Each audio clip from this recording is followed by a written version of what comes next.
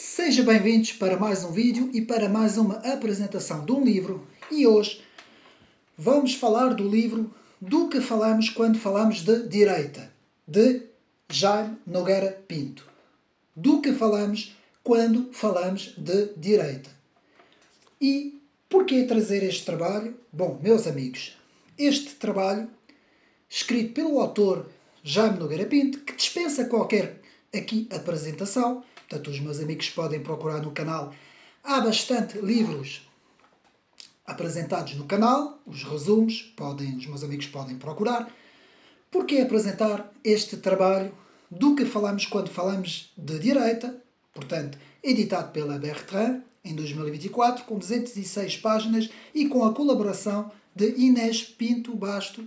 Porquê falar deste livro?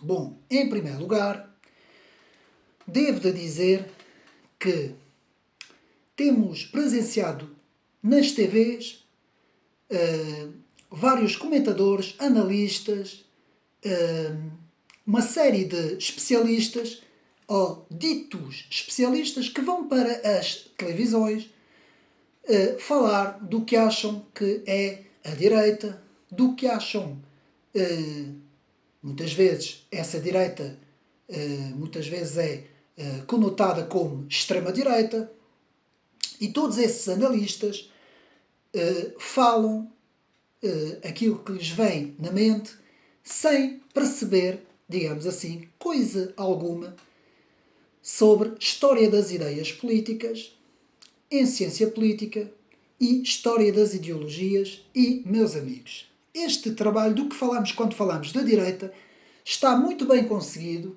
por este autor, que, como eu disse, dispensa qualquer apresentação, e Jaime Nogueira Pinto faz isso muito bem em termos da sua vivência pessoal, explicando o que é a direita, com a sua experiência de vida, e também em termos científicos, digamos assim, em termos de ciência.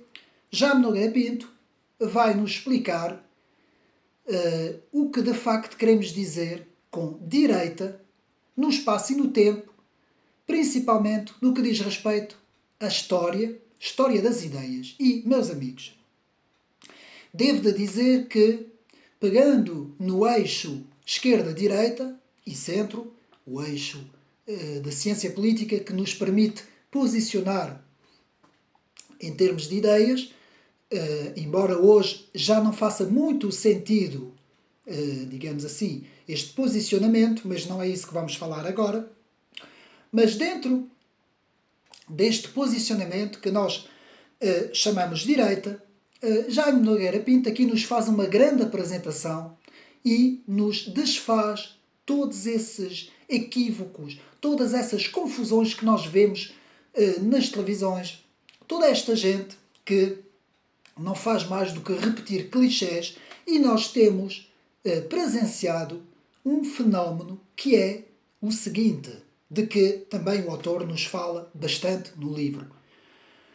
O fenómeno que eu aqui tenho falado há muito tempo, já mais de 5 anos, desde que o canal existe, o fenómeno da redução ao extremo. Ou seja, reduzir tudo o que não está à esquerda é reduzido ao extremismo. E esta situação tem acontecido em Portugal e também um pouco pela Europa e pelo mundo ocidental. Portanto, nos Estados Unidos acontece o mesmo, e um pouco na América do Sul e na América Latina. Vemos este fenómeno que é a redução do espaço que não está à esquerda como extremismo. Ou seja, todo o espaço, em termos de eixo, em termos de ciência política, todo o espaço que não está à esquerda, que não se posiciona à esquerda, é reduzido ao extremismo. É reduzido à extrema-direita, é reduzido a fascismo, é reduzido a racismos, é reduzido a uma série de, digamos assim, de rótulos que são impostos, cujo único significado ou o único objetivo é não haver debate, não haver clarificação. E, meus amigos, é preciso que nós, uma vez por todas, entendamos que este fenómeno reduzido ad Hitlerium, portanto, Reduction ad Hitlerium, que foi um termo cunhado por Leo Strauss em 1952 no seu livro Natureza e História, portanto, que é um trabalho que eu já fiz a apresentação, portanto, no canal, podem procurar. E este fenómeno, dito pelas palavras de Leo Strauss, que nos fala sobre que, terminando a Segunda Grande Guerra, a Segunda Guerra Mundial, iria se desenvolver nas sociedades ocidentais este fenómeno das esquerdas, das forças políticas de esquerda, que iriam, de certa forma, reduzir tudo o que ficasse à direita como sendo extremismo, como sendo algo de mau, algo de negativo. E é por isso que este trabalho de Jaime Nogueira Pinto, de que falamos quando falamos de direita, é importante, porque a direita tem dentro dela várias direitas. Existem várias famílias dentro da direita, várias concepções ideológicas, mas uma das principais é, de facto, o seu posicionamento em relação, portanto, ao lugar que tem que ter aqui pelo menos 3 grandes componentes. A componente espiritual, a componente geográfica e a componente governamental. Então, a componente espiritual, pôr Deus no centro. A componente geográfica é o dado território, neste caso é o país, o Estado-nação, que nós vamos designar como a defesa da pátria, e a componente, como eu disse, governamental, que significa, digamos assim, também, neste caso, o Estado, e um quarto componente, digamos assim, não esquecendo, que é o componente da família. Isto nos dá aqui mais ou menos as bases para entendermos o que é a direita, como a direita se posiciona em termos da história das ideias, em termos filosóficos, culturais, em termos políticos. Temos então Deus, temos a pátria, significa o território, temos o governo, neste caso o Estado, e temos também a componente, digamos assim, mais sociológica, que é a família, a defesa da família. Então temos Deus, pátria, nação e família. Estado-nação e família. Tudo isso prefaz, digamos assim, o que nós queremos dizer com a direita, que se diferencia da esquerda, e muitas vezes tudo isso, todos esses, digamos assim, conceitos que eu acabei de enumerar, são muitas vezes, como eu disse, reduzidos a extremismo, ou seja, quem defende a sua história, a sua cultura, a sua língua, a sua nação, a sua pátria, a sua religião, o seu dado território geográfico, tudo isso, todas as pessoas que defendem isto, que seria o normal, ou seja, há uns 40, 50 anos atrás era visto como normal, logo a seguir a Segunda Guerra Mundial, hoje é visto como extremismo por causa destas forças que estão à esquerda e à extrema-esquerda e que decidiram que tudo o que não fosse de esquerda fosse reduzido a algo de negativo, algo de mau, e nós temos que acabar com isso uma vez por todas. Temos que desconstruir esta cosmovisão, digamos assim, que é uma cosmovisão da esquerda e da extrema-esquerda, que é ensinada muitas vezes na universidade e que é muitas vezes nos cursos de comunicação. É, digamos assim, formatado na cabeça dos jornalistas e de todos esses comentadores e analistas que já vão para as televisões e chegam ao cúmulo, meus amigos, chegam ao cúmulo de dizer que a cultura é, eu não posso aqui dizer o palavrão, que a cultura, que a nação, que o Estado, que o sentimento de pátria, vamos ver também uma diferença entre o sentimento de pátria e a palavra nacionalismo, que são duas coisas diferentes. Tudo isso tem sido demonizado por esta esquerda ideológica, que isso está a ir a patamares muito perigosos, patamares mesmo muito perigosos, onde em França, por exemplo, chegam a destruir o túmulo de uma pessoa que faleceu agora recentemente, por ser um ícone, digamos assim, da direita francesa, da direita nacionalista francesa, que foi o caso do Jean-Marie Le Pen, chegam ao cúmulo de destruir o próprio túmulo, chegam ao cúmulo de dizer que a cultura é, que eu não vou utilizar o palavrão, chegam ao cúmulo de dizer, qualquer dia, meus amigos, esta esquerda qualquer dia vai querer proibir a própria língua portuguesa. Ela vai dizer que em Portugal só vai ser permitido falar línguas estrangeiras, não vai ser permitido sequer a língua portuguesa. Por esse caminhar, meus amigos, é o que vai acontecer. E, muito bem, este Reduction ad Hitlerem, para entrarmos agora no assunto do livro, ou seja, toda a gente que não é de esquerda é extremista, porque é isso o resumo. No extremismo pode ser extrema-direita, pode ser fascista, pode ser racista, pode ser tudo o que vocês quiserem. Ou seja, tudo o que não é de esquerda é extremista. É assim que esta comunicação social e toda esta esquerda vê as coisas. Então, o trabalho de Jaime Nogueira Pinto nos dá a entender de que, e nos faz a pergunta é por que não existe este reducionismo também à esquerda? Porquê é que não se reduz também ao stalinismo? Tudo o que não está à direita seria reduzido também ao extremismo de Stalin, Joseph Stalin, ou do próprio Lenin, ou de toda esta gente, porque não podemos esquecer que o comunismo matou muito mais do que 100 milhões de seres humanos na Terra até hoje, o que foi um número que ultrapassou em muito sequer qualquer radicalismo que tenha existido da parte da direita, não é?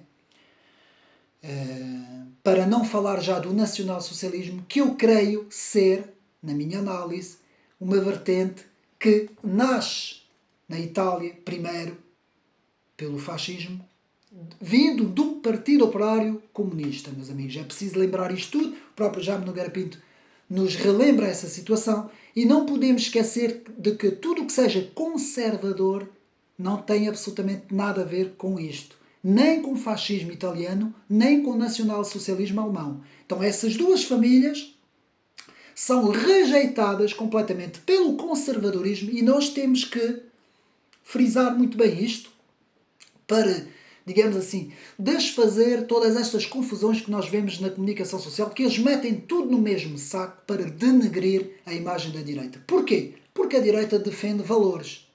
A direita defende certos valores que esta gente da esquerda não quer, recusa. E é por isso que há este reducionismo, esta redução ao extremismo. Dito isso, temos então a pergunta de Jaime Nogueira Pinto, na página 9, por que não há redução ao stalinismo, ou ao leninismo, ou ao marxismo, que é um extremismo, ou também ao próprio trotskismo, que também é outro extremismo. Por que não há essa redução? Essa redução não existe, ela só existe na direita. Ou seja, vocês só ouvem falar da extrema-direita ou não ouvem falar da extrema-esquerda. Na televisão é muito raro algum analista, algum comentador falar sobre a extrema-esquerda. Eles calam-se completamente porque eles querem normalizar a extrema-esquerda e querem reduzir a direita ao extremismo. E, meus amigos, uma vez por todas, para seguirmos em frente e começarmos a falar do trabalho, uma vez por todas, a tal extrema-direita que eles todos falam deixou de existir em 1945. Hoje não existe. Nem sequer existe fascismo, que também morreu nessa altura, na Itália. Toda a gente sabe, aquele governo fascista que existia, não é? De Benito Mussolini. Tudo isso, portanto, já não existe. Pertence ao passado. Hoje não existe ninguém a defender essas ideias. O que nós temos hoje são ideias da direita conservadora, ideias da direita popular, ideias da direita um pouco mais securitárias ou autoritárias, mas não chegamos a esses pontos. Ou seja, tudo isto é uma artimanha, mais uma vez, para reduzir a direita a um extremo, o que é completamente errado, e eu aqui no canal não me canso de dizer, embora eu sei que eu sou uma voz no deserto, sou uma voz que grita no deserto, contra todos esses analistas e comentadores. Dito isto, na revista 9 também, página 9 também temos a referência à revista Crítica 21, que eu aconselho aqui desde já a leitura para os amigos do canal. os artigos publicados pela Crítica 21, e depois temos na página 10 a direita e a esquerda.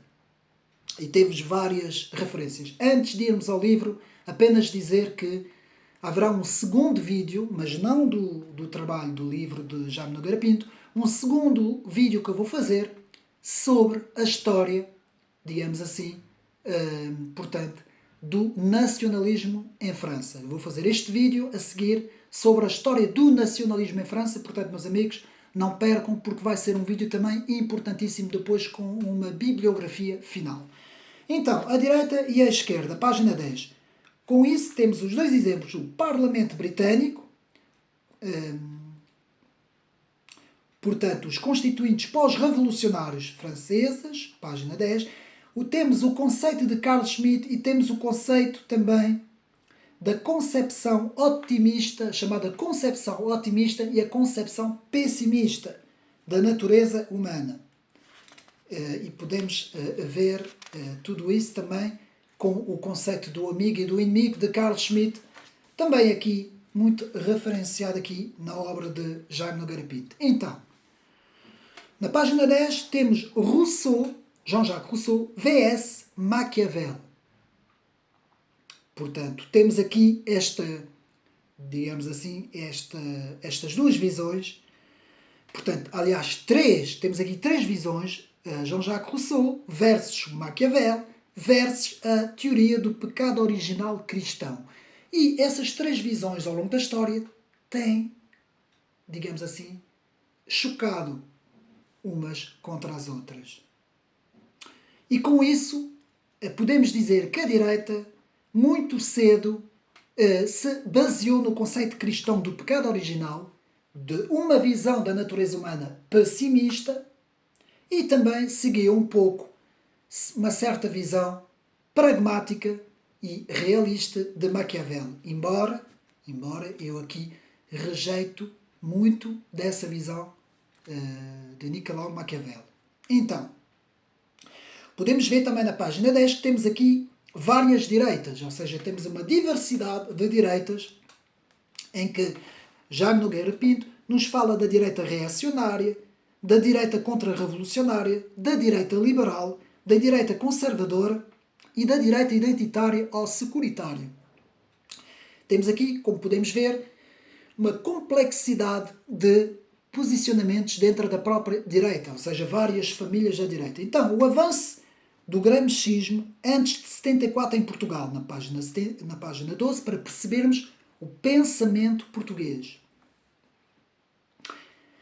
Depois temos um pouco de história da nação portuguesa, história de Portugal, em que temos a falta de visão de Marcelo Caetano, na fase final do Estado Novo, página 12, a reposição da normalização depois de 75, com o 25 de novembro, que praticamente pôs no terreno o Centrão. Depois de 1976 e o Centrão no comando, a única direita que foi admitida foi a da chamada direita da esquerda, chamada direita da esquerda. Porquê que chama-se direita da esquerda? Porque é uma direita que tem medo de ser reduzida, como eu disse. Tem medo de passar pela redução ad Hitlerium. Ou seja, tem medo do processo de redução ao extremismo. Então esta direita, como tem medo de ser reduzida ao extremismo, ela sempre se colou, digamos assim, à esquerda. O que acabou por transformar esta direita num centro e agora, hoje, num centro-esquerda. Ou seja, essa direita da esquerda, como é chamada, faz tudo o que a esquerda diz. É aquilo que nós muitas vezes, a brincar, chamamos a direita fofinha, não é? Ou o centro-esquerda, que acaba por ser um centro-esquerda, muito bem representado em Portugal pelo PSD, pelo CDS, pela Iniciativa Liberal, um pouco. Então, nunca tivemos uma direita, mesmo quando o CDS era um pouco mais à direita, sempre tentou andar a reboque da esquerda, do Partido Socialista. Sempre com medo daquilo que, digamos assim, o pensamento vigente, que é um pensamento abreleiro, que é aquilo que nós temos em Portugal, o pensamento abreleiro, sempre pensou. E isto leva-nos, portanto, na página 12 e 13, leva-nos ao primeiro capítulo do livro A Minha Viagem pela Direita e as Direitas, na página 15. E, não sei se eu tenho aqui, por acaso até tenho, portanto eu vou tentar aqui mostrar, que o autor, Jaime Nogueira Pinto, já tinha escrito, há uns tempos atrás, A Direita e as Direitas. Portanto, aqui um livro também muito interessante que eu fiz, portanto, o resumo, a análise no canal, podem procurar. E o autor já nos tinha feito um pouco a história dessas várias direitas. Então, o percurso do autor começa em 1961 com a direita revolucionária, na página 15, que tinha como conceitos principais pátria, trabalho, justiça. Ou seja, era um género de um nacionalismo revolucionário. Um género de um nacionalismo autoritário com um justicialismo social. Página 16. Nessa altura, nos anos 60, existia já em Portugal um ambiente universitário agressivo. Um ambiente opressivo na faculdade. Ainda hoje há muito isso, existe muito isso. Um ambiente opressivo de que todos têm que ser de esquerda. Se alguém não é de esquerda, é extremista. Este tem sido um grande problema, meus amigos. É preciso desconstruir. A direita tem esse principal combate hoje, é destruir, desconstruir esta greia de leitura que está completamente falseada, meus amigos. E isto vai ser muito difícil porque a comunicação social está completamente imbuída nesta visão de que tudo o que não é de esquerda é extremo. Então, temos leituras revolucionárias como Jorge Sorel, Vilfredo Pareto, Mussolini, José António Primo de Rivera, Ramiro Ledoma Ramos e Jean Lartigue, que são alguns dos nomes que Jaime Nogueira Pinto aqui nos fala. Temos depois alguns franceses, por exemplo, como Pierre Derieux de La Rochelle, Louis Ferdinand Céline, Robert Brasillach, e também o autor nos fala das ideias da Revolução Conservadora alemã, Ernst Jünger e Ernest von Salomon. Dito isto, o autor nos leva na análise da contra-revolução, desses contra-revolucionários ou tradicionalistas, como Jean de La Varande, Maurice Barrès, Édouard Drummond, Charles Maurras e a Action Française e os integralistas portugueses. Meus amigos, nós vamos ver isso tudo no segundo vídeo que eu vou fazer da história do nacionalismo em França. Portanto, meus amigos, não vou desenvolver aqui muito isto, o autor desenvolve aqui no livro, mas eu, como vou fazer a história, irei desenvolver a história do nacionalismo francês, que é a minha especialidade. Eu depois irei, então, no segundo vídeo, dar uma explicação bastante, digamos assim, uma exposição bastante elaborada sobre o nacionalismo em França. Então, daqui na página 17. Aqui na página 18 temos a seguinte afirmação. Portanto, era a guerra de África que unia as várias direitas em Portugal. De facto, nessa altura, estas direitas estavam um pouco unidas. Depois temos a fundação da revista Política, em 1969, na página 18, que juntou uma pluralidade de direitas que convergiam na crítica, todas elas convergiam na crítica a Marcelo Caetano, que já estava a afastar-se completamente das ideias iniciais, portanto, do governo de António de Oliveira Salazar. Então, a luta dos nomes das pessoas que apoiavam estas direitas, temos aqui tudo na página 19, estou apenas aqui a resumir o trabalho. Referência nos escritos de Portugal, os anos do fim, do autor em edição do Jornal Português de Economia e Finanças em 1976. Depois de algumas leituras de Freud e de Carl Schmitt, com a tal concepção que eu falei, do amigo vs o inimigo, em termos de política. Podem ir ao resumo do canal ver também o resumo de Carl Schmitt, o conceito do político. Tenho lá o resumo do trabalho. Está aqui na página 20. Depois temos a referência ao Grece, estudos para o estudo da civilização europeia. Estudos e Pesquisas da Civilização Europeia, o GRECE, que foi um conjunto de várias pessoas, Alain de Benoit, Yvan Blot, Jean-Yves Le Gallou, inicialmente, e também, agora não me estou a recordar do nome, portanto, Henri de Lasquin também. Portanto, todos esses nomes ajudaram a fundar o GRECE, Groupe de Recherche et Étude de la Civilisation Européenne, ou seja, que é o grupo de pesquisa e estudos da civilização europeia, que foi muito importante para a nova direita em França para elaborar uma direita mais intelectual.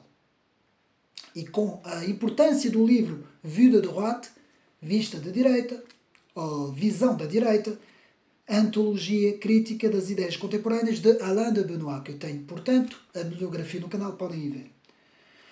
Aí, principalmente dos anos 60 e dos anos 70.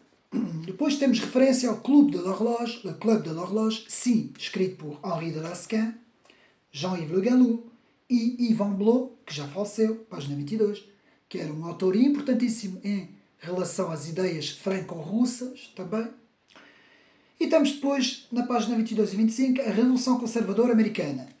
Referências ao grande Emmanuel Todd, que é um analista francês, que eu por acaso analiso bastante, e que tem tido algumas análises muito interessantes. Portanto, Emmanuel Todd, em sua profecia, La Chute Finale, a queda final, na página 25, e o fim da União Soviética. Portanto, foi um profético nestas ideias. Depois, a distopia das sociedades perfeitas, que sempre geraram engenharias sociais distópicas. Portanto, que vem das esquerdas. As esquerdas que sempre criaram esses mitos das sociedades perfeitas e igualitárias, que não fizeram mais do que criar distopias, criar engenharias sociais, criar totalitarismos, digamos assim.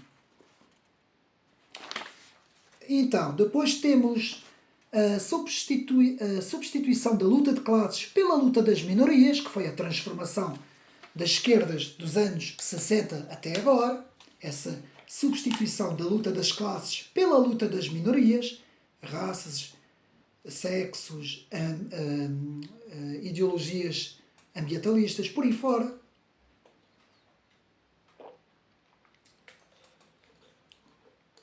E esta nova esquerda, agora aqui um pequeno resumo das esquerdas, que nos vai trazer, portanto, uma aliança com o grande capital. Dito isto, eu também quero aqui mostrar uma coisa muito interessante que eu tenho aqui, que eu irei fazer no canal para nós estudarmos também a esquerda e a extrema-esquerda. Iremos estudar o livro de Solomon Sand, Breve História Mundial da Esquerda, um livro muito interessante, portanto, da Zigurata Editora, a tradução de Carlos Vaz Marques, que eu vou fazer também o resumo deste trabalho, portanto, Breve História Mundial das Esquerdas, para nós percebermos um pouco também a mentalidade da esquerda e porque que ela tem hoje os conceitos que tem, não é? Então, dito isto, temos depois o grande inimigo do capital global, portanto, vou repetir esta frase, o grande inimigo do capital global, que passou não mais a ser o comunismo, mas a nação. Vejam bem, até uma dada altura o comunismo soviético era o grande inimigo desse capital global. Agora, o grande inimigo do capital global passa a ser a nação, o Estado-nação e todos os valores que vão com o Estado-nação. Família, cultura, a história, a língua, tudo isso, a identidade, tudo isso. E nós vemos esses analistas da televisão que chegam a chamar nomes. Eles chamam nomes à cultura, chamam nomes à nação, chamam nomes à língua, chamam nomes a esse. Porquê? Porque tudo isso para eles representa um anti-globalismo, um anti-nova esquerdismo, da nova esquerda, não é? Então, a subida da direita popular na Europa, página 28, portanto eu estou aqui a descrever o avanço do livro, descrição do cenário político atual, a União Europeia, atenção, a União Europeia ocupada pela narrativa da esquerda. E pôde-se ver muito bem em 2020 com a doença que eu não vou aqui dizer o nome, e também com o conflito da Ucrânia, como nós vemos essa ocupação por essa esquerda progressista globalista. Então, depois temos o fenómeno da entrada da imigração em massa na Europa, página 30, e as ameaças à verdadeira democracia. Quais são elas? O globalismo, a imigração desregulada, a dissolução das identidades, os desvios da loucura do wokismo e as guerras e conflitos dos neocons, dos neoconservadores. Tudo isso representam ameaças à verdadeira democracia, nos diz, também já me deu grapinho. Capítulo 2. Contra-revolucionários e conservadores, que vai da página 33 à página 51. Então, hoje as direitas têm sempre contra elas a comunidade mediática. Reparem bem, eu vou repetir. Hoje as direitas têm sempre contra elas a comunidade mediática. E também a chamada direita da esquerda. Essa tal direita da esquerda, ou a direita fofinha. Só assim essa direita pode ser autorizada. Todas as outras, portanto, como eu disse, são reduzidas ao extremo. Então essa direita tem de ser aliada à esquerda e à extrema-esquerda, por medo de ser rotulada de extremismo. Página 35, isso já vimos, portanto vamos passar para a frente. Depois temos várias personalidades ou figuras políticas como Donald Trump, Bolsonaro, Giorgia Milley, Viktor Orbán, Giorgia Meloni e o próprio André Ventura aqui em Portugal. Todos eles são figuras políticas que se posicionam na direita verdadeira, a direita popular, que é o que nós chamamos de direita verdadeira, que é reduzida ao extremo na comunicação social. Depois temos a revolução e contra-revolução, portanto, os antigos conservadores e contra-revolucionários contra os modernos, os progressistas. Isto, portanto, foi muito bem visto na análise que faço Les Anciens et Modernes de Marc Fumaroli, Os Antigos e os Modernos de Marc Fumaroli, um livro muito interessante, podem ir ao canal ver o resumo do trabalho. Depois temos também A Crise da Consciência Europeia, de Paul Hazard, um livro importantíssimo também que eu faço referência no canal, que a frase célebre que dizia que os franceses pensavam como Bossuet e a partir da Revolução começaram a pensar como Voltaire. Portanto, houve um desvio do tradicionalismo conservador para o progressismo ideológico, digamos assim. Ou seja, a nossa civilização caminhou desde o século, podemos dizer, XVI, XVII e principalmente XVIII, se desloca do tradicional, do conservador, para o ideológico, para o progressivo ideológico, ou o progressismo ideológico. Então, os processos de julgamento do rei Luís XVI, que começou a 26 de dezembro de 1722 e terminou a 13 de novembro, é o clássico processo da esquerda progressista, que via no rei o pai e a figura da nação. Sobretudo, o obstáculo à revolução. Portanto, a figura... E por isso é que agora nas comemorações em França, como vimos dos Jogos Olímpicos, nós podemos ver aquela encenação de cortarem a cabeça à rainha. Porquê? Porque é, portanto, Maria Antonieta, porque é, portanto, um simbolismo muito grande na esquerda progressista querer destruir o símbolo do pai, que é a figura, não é? A figura hierárquica da sociedade. Isto foi logo a primeira figura que tentaram destruir. E com isso, cortar a cabeça do rei foi logo a primeira coisa que fizeram. E eu não entendo como é que isto é elogiado em sala de aulas. Como é que a Revolução Francesa pode ser elogiada em sala de aulas. Continuando. O pensamento conservador, Edmund Burke, René de Chateaubriand, Alexis de Tocqueville, diverge dos contra-revolucionários, partindo de uma base mais empírica e não tanto racionalista, divergindo dos contra-revolucionários Joseph de Maistre, Louis de Bonald, Latour du Pin, por aí fora alguns outros autores também bem conhecidos dessa altura. Ver também o vídeo no canal Contra-Revolução. O que é a Contra-Revolução? Referência às obras e à obra de Edmund Burke, Reflexões sobre a Revolução em França, portanto podem ir ao canal também ver. Depois temos da contra-revolução à direita revolucionária. Ver o próximo vídeo, como eu disse, que eu vou fazer sobre a história do nacionalismo em França, não percam. E aqui, capítulo 3. 3 nacionalismos, 3 mestres. Então vamos ter Maurice Barrès, Charles Maurras, Charles Péguy, da página 53 à página 73, que também vou falar no próximo vídeo, portanto não vale a pena agora estar aqui a falar. Temos as grandes referências de Hippolyte Taine, Ernest Renan, Georges Sorel, Anatole France, Alphonse Daudet, Émile Zola, Maurice Barrès, Charles Maurras, Jacques Mainville, Eduardo Drummond e Charles Péguy.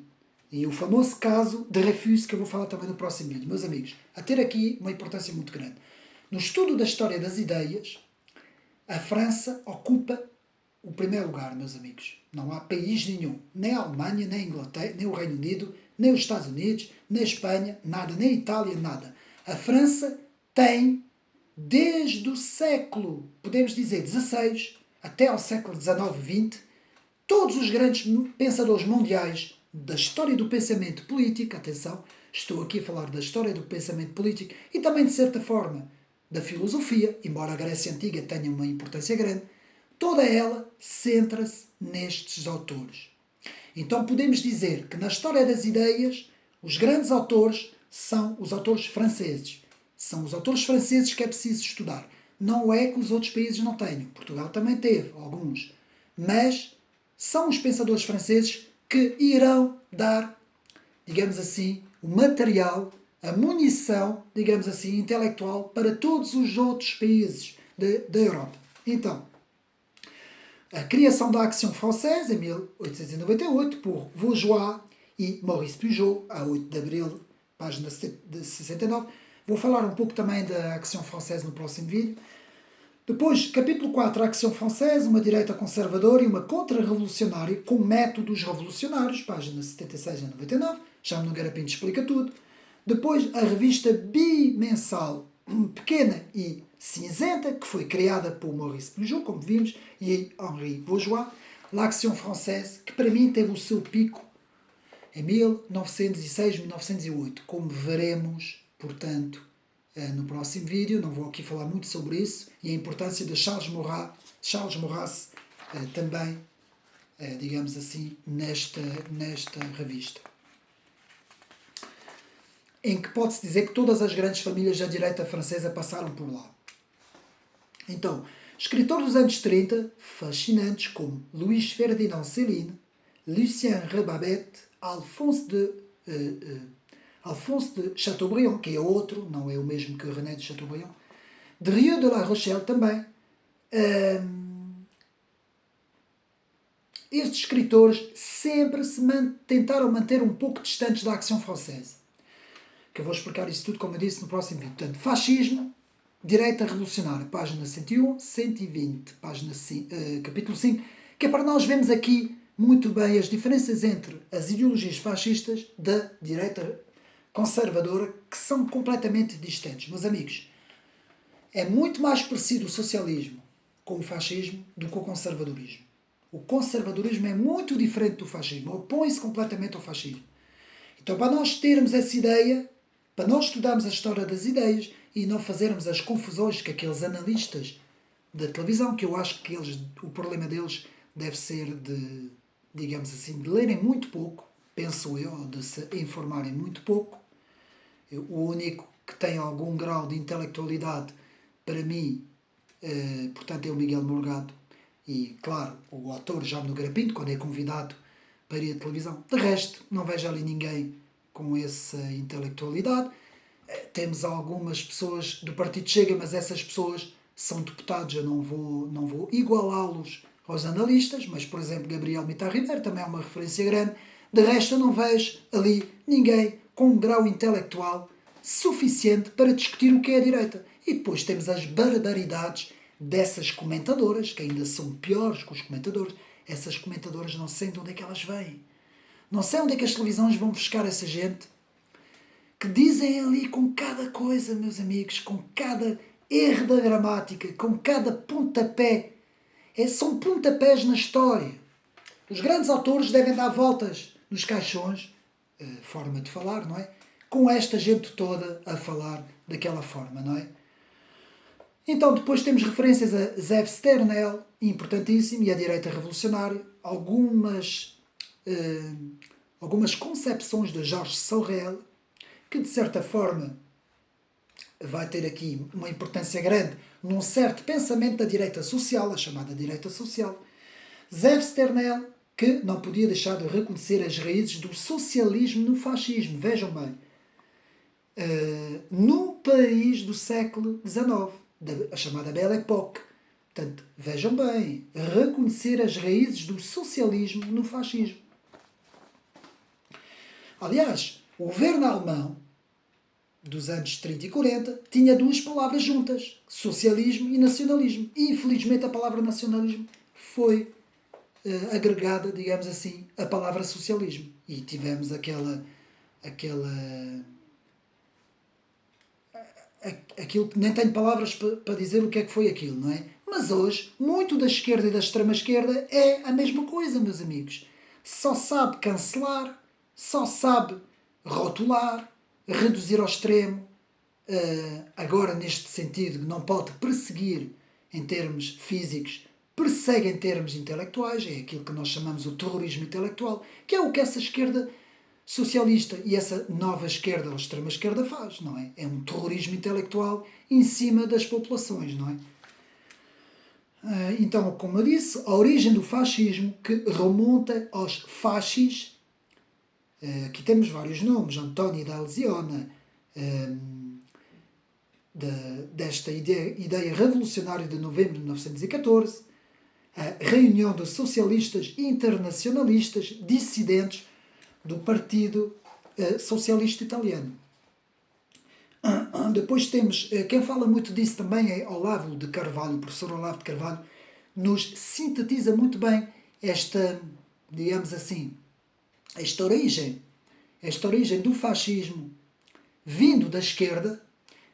Dois autores, Enrico Conradini e Alfredo Rocco, que tiveram uma conversa, os dois saídos das reuniões dos partidos comunistas operários italianos, que tiveram essa conversa e que organizaram uma nova ideologia que sai do partido do operário, e que põe o Estado, no centro da sua ideologia. Por isso é que a famosa frase de Mussolini, tudo com o Estado, nada contra o Estado, não é? Ou seja, estatizar completamente a ideologia.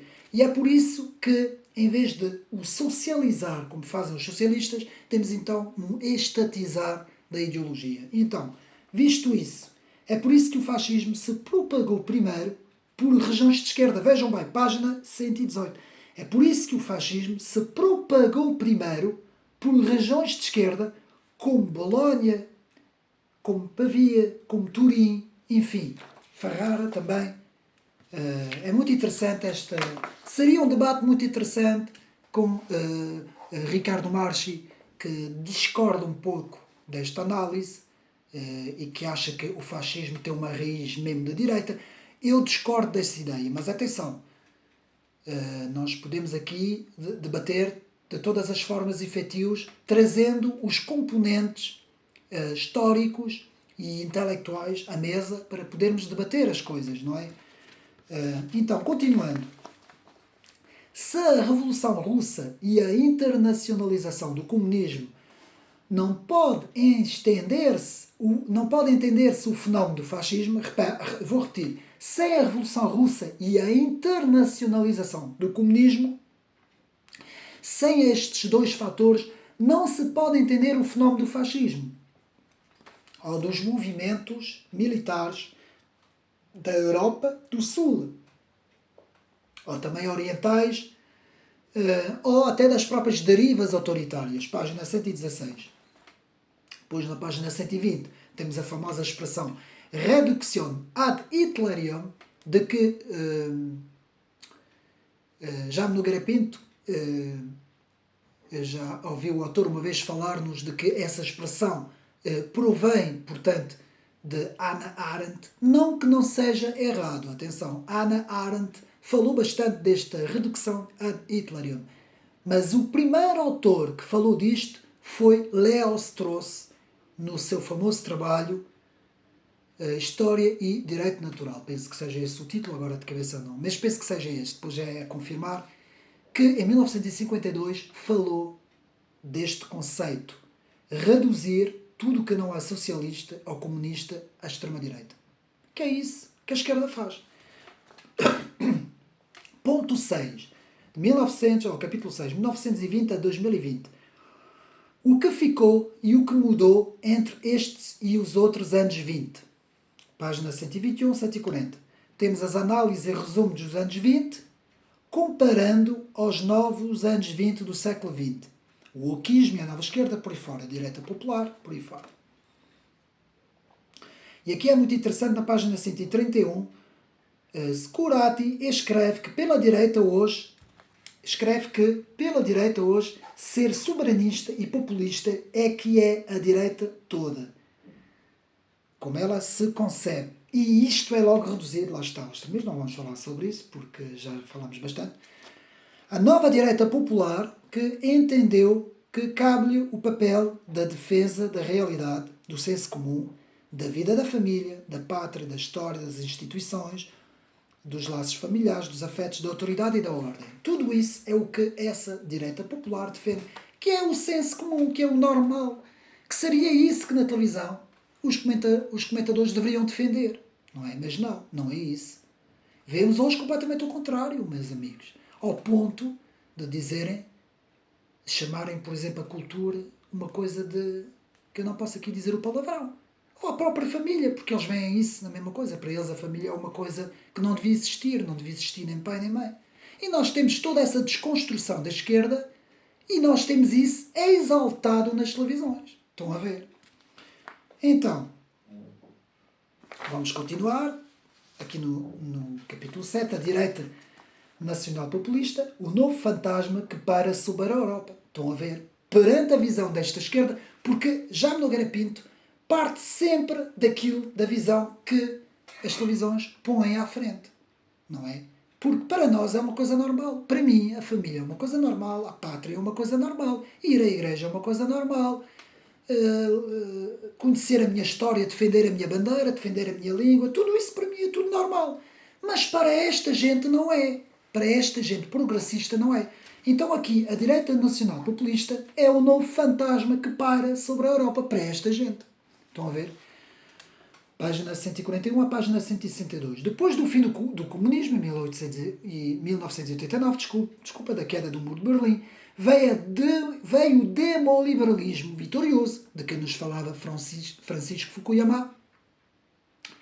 No início do século XXI, o demoliberalismo desabou e se transformou num globalismo orwelliano, de George Orwell. Um globalismo completamente desenraizado e que veio a criar a reação.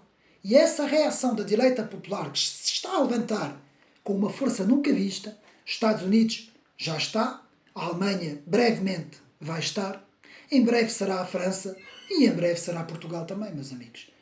Porque as pessoas estão a começar a perceber. Começam a perceber que esses conceitos da esquerda e da extrema-esquerda não vão ficar muito tempo. E as próprias televisões vão começar a perceber que vão ter que mudar a visão. Estão a perceber?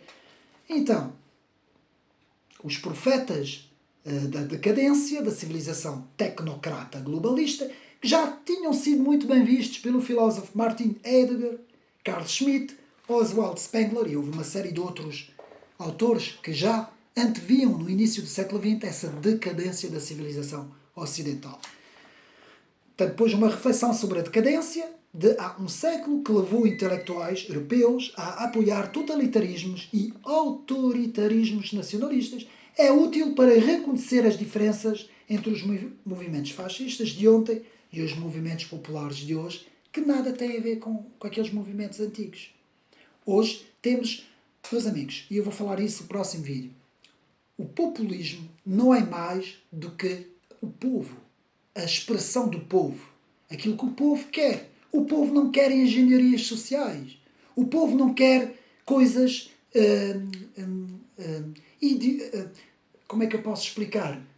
abstratas, criadas ideologicamente, mundos orwellianos, criados ideologicamente, que é o que o wokeismo e a extrema-esquerda faz. As pessoas não querem essas coisas, meus amigos. As pessoas querem ter a sua normalidade, o seu trabalho, a sua família, a sua casa, ter a sua nação, o seu país, a sua língua, a sua cultura.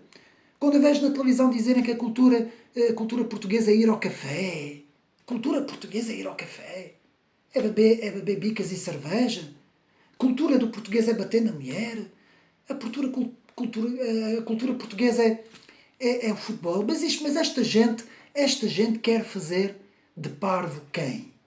Meus amigos, a cultura portuguesa, o que é a cultura portuguesa? Olha, começamos pelos escritores, começamos pela história de Portugal, começamos por todas as coisas, a arquitetura, o património que nós temos, começamos por tudo, pela nossa culinária, pela nossa maneira de vestir, pela nossa forma de pensar, pelos grandes escritores portugueses, pelos feitos memoráveis de Portugal, os descobrimentos.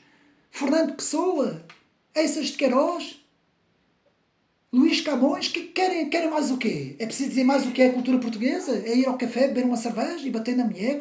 Isto é o pensamento desta gente que tem palco na televisão. Esta gente tem palco na televisão. Estão a ver?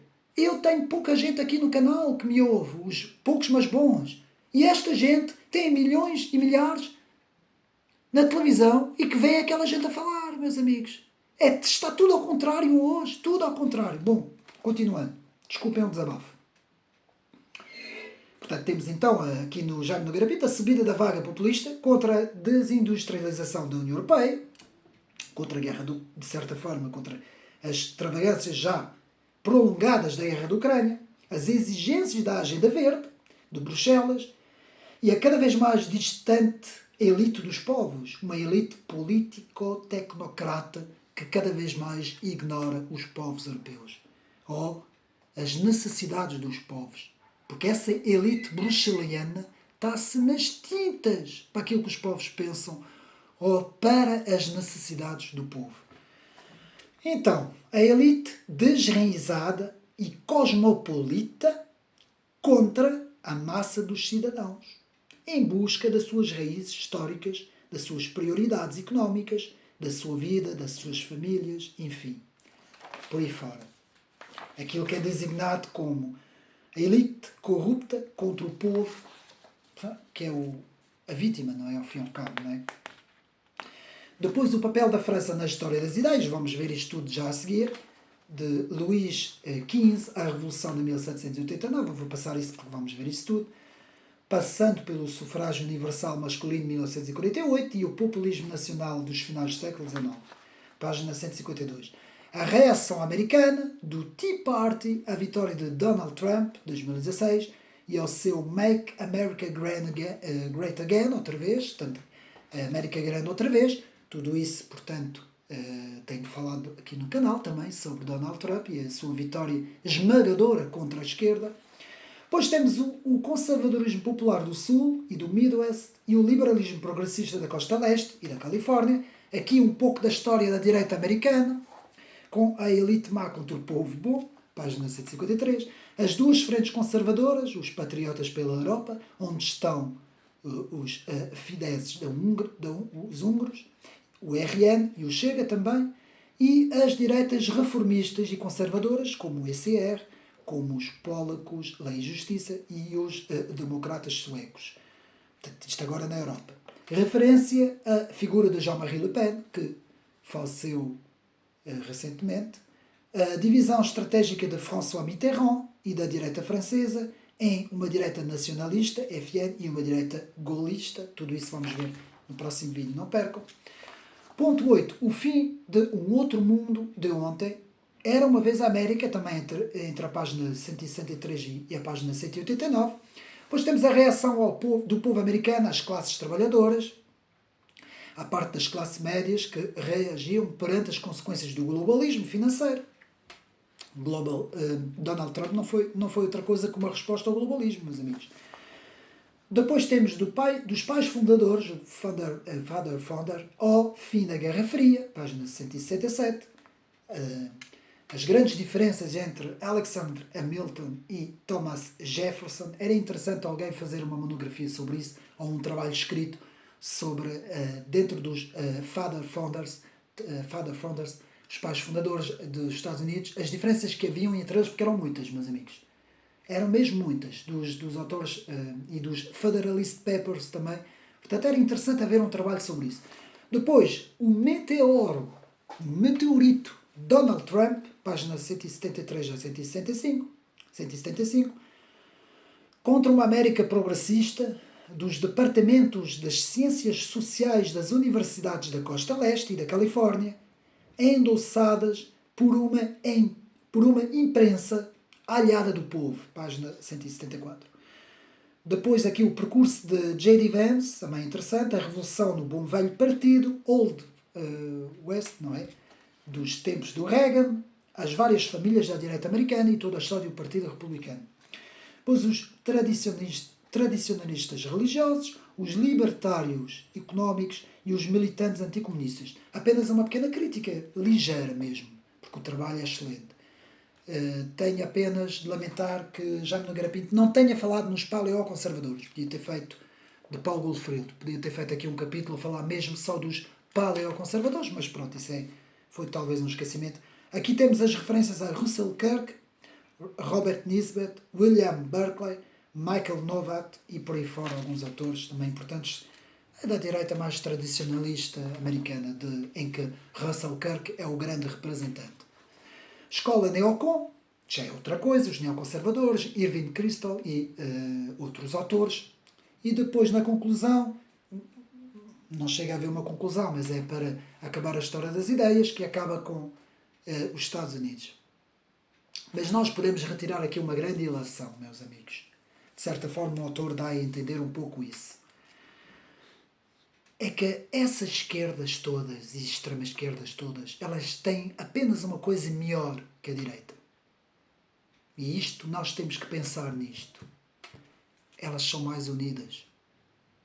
Eu quero acabar aqui este trabalho de Jaime Nogueira Pinto, a direita e as direitas, com esta ideia para todos nós, conservadores, patriotas, nacionalistas, cristãos, todo aquele que se acha que é da direita. Temos que pensar seriamente nisto. As esquerdas, entre elas, são mais unidas, as direitas são muito mais desunidas. É mais fácil dividir a direita do que dividir a esquerda. É mais fácil a esquerda juntar-se. PAN, o LIVRE, Bloco de Esquerda, Partido Socialista, eles conseguem se juntar todos. Eles às vezes criticam-se e tal, mas eles rapidamente se juntam todos. Se tiverem que barrar à direita, eles juntam-se todos. E pior ainda, fazendo aqui o panorama português, já que vamos falar da história do nacionalismo francês no próximo vídeo, é que aqui em Portugal temos um problema. O PSD-CDS e um pouco do LIVRE, o LIVRE então, muitas vezes encosta-se mais à esquerda. Esse PSD e esse CDS não conseguem entender que se quer manter o poder mais tempo, tem que se aliar com a direita conservadora. Ela tem que fazer isso. Porque se ela não fizer isso, ela vai perder. Ela vai ser esmagada. Ela não vai ficar muito tempo no governo. Não vai. E não vale a pena tentar demonizar o Partido Socialista, demonizar o Bloco de Esquerda, ou até, de certa forma, tentar denegrir o Chega, não é? Agora com essa história das malas. Isso como é possível, durante um mês, quase abrir os telejornais com as malas? Isto eu não entendo. Com tanta coisa que se passa, enfim. E nós temos que pensar isso. Temos que pensar isso. Imaginem só, eu vou-vos dar um exemplo. Imaginem um Partido Social Democrata liderado por Passos Coelho com o Partido Chega, com André Ventura. Os dois partidos coligados, meus amigos. Além de termos uma estabilidade completa em Portugal, a esquerda não tinha hipótese nenhuma. E o centrão fofinho, o centrão maçónico, que eu chamo eles maçónicos, que é aquela ideia do Pinto Balsemão de que todos têm que ser centrões e fofinhos, contra as tradições e os valores, não é? E a nação, principalmente o Estado-nação, que esse é que é o grande problema deles, é o Estado-nação. Enquanto este centrão fofinho disser não, é melhor a esquerda governar do que a direita conservadora, Portugal vai cair cada vez mais, cada vez mais. Aliás, está condenado a desaparecer, a ser uma província da União Europeia. Que é isso que vai acontecer se não houver alguém no PSD. Eu, Montenegro, não estou a ver. Mesmo assim, prefiro muito mais o Montenegro no governo do que aquela gente toda da esquerda. Mas não estou a ver. A não ser que haja um volte-face da parte do Montenegro e que ele de repente se aproxime de André Ventura. Eu não estou a ver isso. Não estou a ver isso acontecer. Mas se nós tivermos um líder como Passos Coelho, eu estou a dar aqui um exemplo. No Partido Social Democrata e no CDS, que vai a reboque, não é? A tentar fazer uma aliança com o Chega, meus amigos, um pouco como em França, os republicanos, o Partido Republicano, que tem alguma força. Aliás, até podemos ver alguma dissidência dentro desse partido, como Éric Ciotti, que é uma destas dissidências, que se tinha aproximado do RN.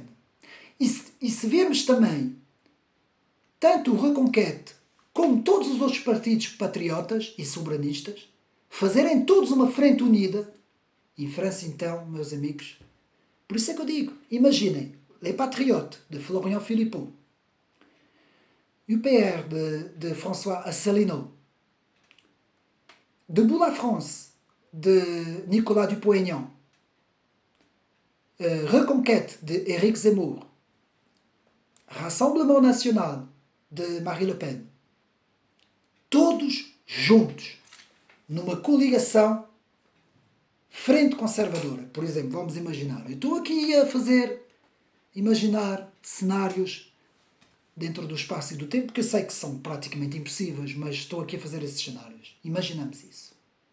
Uma frente conservadora francesa, meus amigos, não havia Mélenchons, não havia Macrons, não havia ninguém. Essa gente era toda corrida de uma vez só.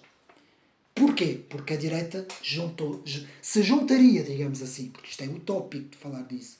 Porquê? Porque eu sei que a direita não é unida. Enquanto que a esquerda juntou-se e criou a nova esquerda popular, não é? Em França. Nova Frente Popular, desculpa, o NFP, le Nouveau Front Populaire, que se juntou, que aliás como é que eu posso dizer? Para mim é uma abominação chamar aquilo uma Frente Popular. O próprio Michel Onfray, que tem a revista Front Populaire, fez queixa, pegaram o meu nome, não é?